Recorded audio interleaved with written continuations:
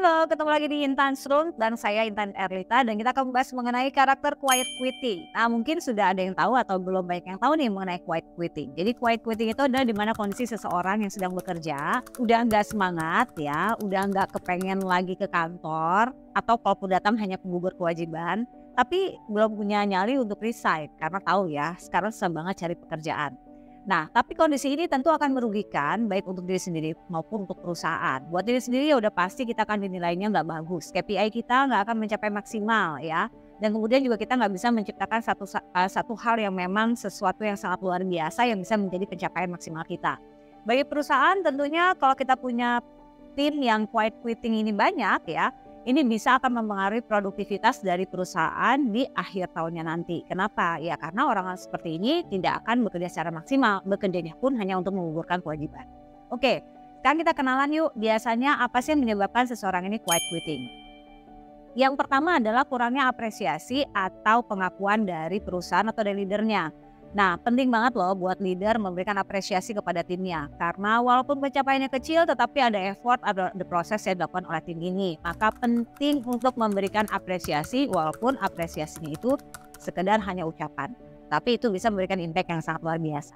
Lalu terjadinya lagi karena adanya beberapa hal yang menyebabkan secara personal akhirnya orang ini menjadi tidak bersemangat untuk ke kantor lagi dan memberikan prestasi bagi perusahaan.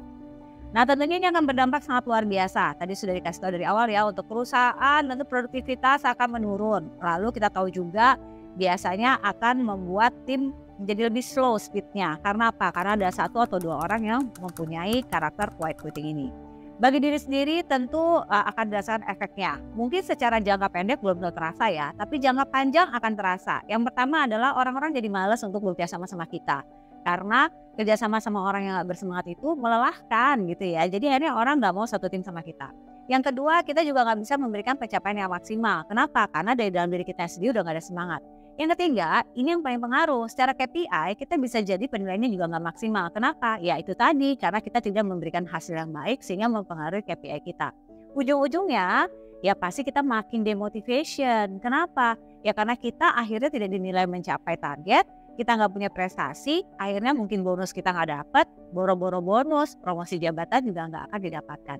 Jadi tentunya impact dari quiet quitting ini ada dari perusahaan dan juga ada dari personal itu sendiri. Contoh perilaku dari quiet quitting apa sih? Nah, ini harus menjadi referensi buat kita nih atau leader kepada timnya. Yang pertama biasanya adalah kerja benar-benar sesuai jam kerja, 9 to 5 pulang gitu ya, nggak mau lembur, terus nggak mau juga mengerjakan pekerjaan yang menurut dia udah bukan bagian dia lagi. Jadi benar-benar ya udah kerja sesuai dengan adanya aja deh, nggak mau lebih-lebih gitu ya.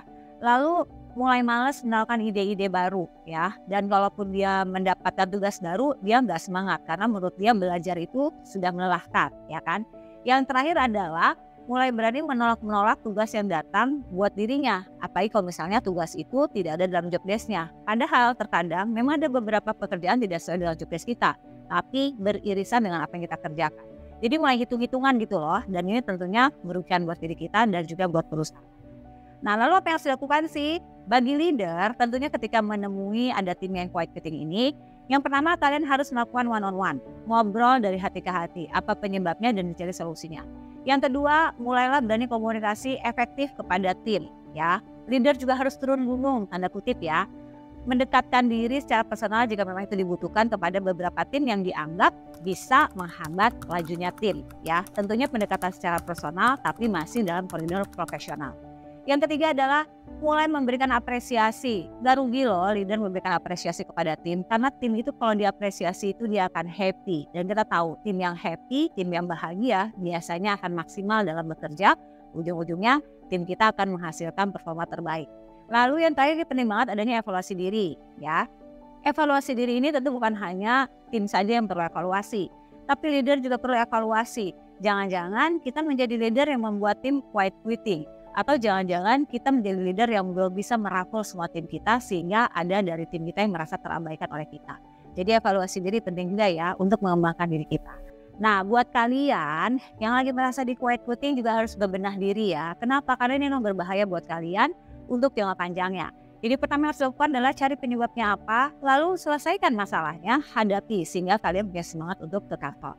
Yang kedua adalah diri ini perlu diberikan tantangan ya. Karena kalau nggak ada tantangan, hidup tuh flat aja. Nah bisa jadi ini menimbulkan kebosanan yang akhirnya quiet quitting. Yang ketiga, cari teman-teman yang bisa membuat produktivitas kamu lebih meningkat. Jadi intinya cari teman-teman yang positif. Lalu dekatkan diri kita dengan leader kita, dengan tim kita maupun kepada orang-orang yang di bawah level kita. Tujuannya apa? Sinergi positif akan membuat kita lebih semangat. Yang terakhir, jangan lupa untuk evaluasi diri sendiri juga. Karena yang paling sulit itu adalah ketika kita menilai diri kita sendiri. Ya, jangan sampai kamu quiet quitting tapi kamu nggak menyadarinya. Intinya quiet quitting ini tentu karakter yang sangat merugikan, baik buat perusahaan maupun buat diri kita sendiri. Jadi sadari dan langsung cari motivasinya sehingga kita bisa move on, menjadi orang yang semangat dan mencapai apa yang kita ingin capai di hari ini. Oke?